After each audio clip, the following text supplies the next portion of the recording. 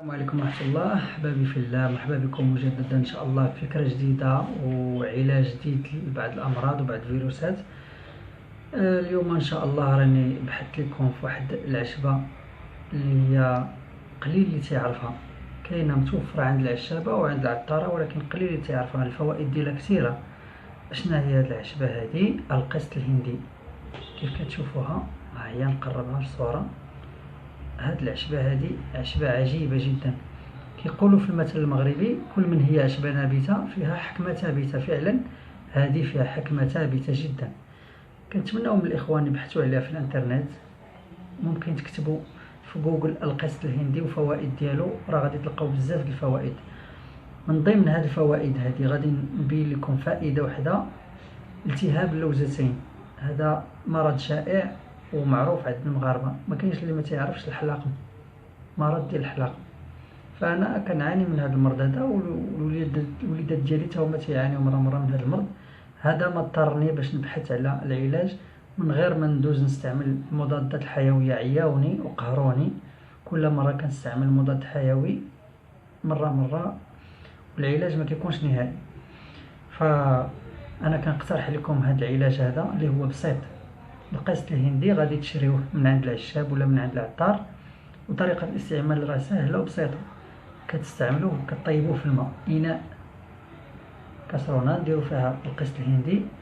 بعد ما كنقيوه ونغسلوه مزيان بالماء البارد، تنديروه في هذا الاناء هذا، كنطيبوه واحد المده حتى يتطلق مزيان في الماء السخون.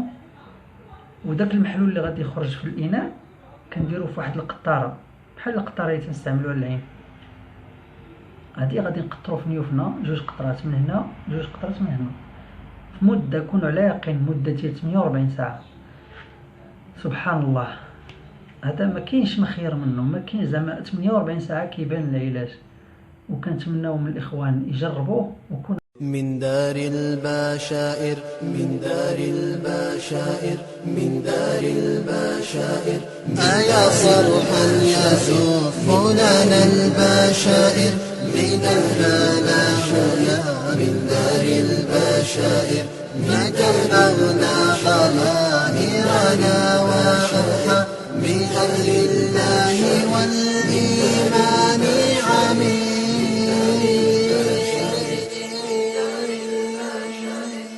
أيا صرحا يزف لنا البشائر لننهالهن من دار البشائر. فكم أغنى ضمائرنا وأضحى بهدي الله والإيمان عامر. أيا صرحا يزف لنا البشائر لننهالهن من دار البشائر. فكم أغنى ضمائرنا وأضحى بهدي الله والإيمان عامر. ومن حي الخليج قد انطلقنا نروم الخير في أسمى المنابر. يحفظنا القرآن ويحتوينا وبالتعليم والآداب زاهر.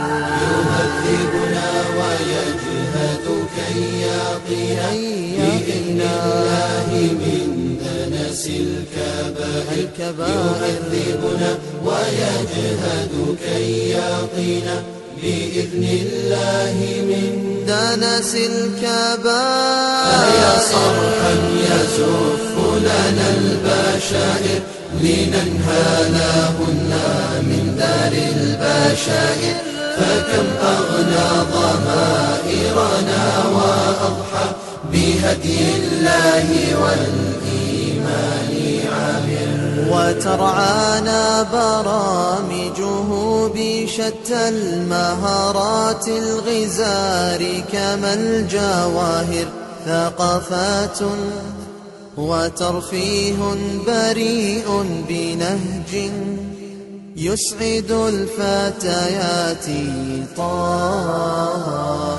فعانقنا المكارم شامخات توشحنا المفاوز والآساور فعانقنا المكارم شامخات توشحنا المفاوز والآساور يا صرحا يزف لنا البشائر لننهالهن من داء البشائر فكم أغنى ضمائرنا وأضحى بهدي الله والإيمان عامر ألا حي الضيوف ومن آتانا يبادلنا التجارب والتشاور ألا أنعم بمن دعموا وجدوا بإحسان وفضل الله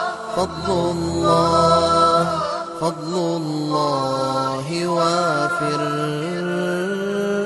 أيا صرحا يزف لنا البشائر لننهالهن من دار البشائر فكم أغنى ضمائرنا وأضحى بهدي الله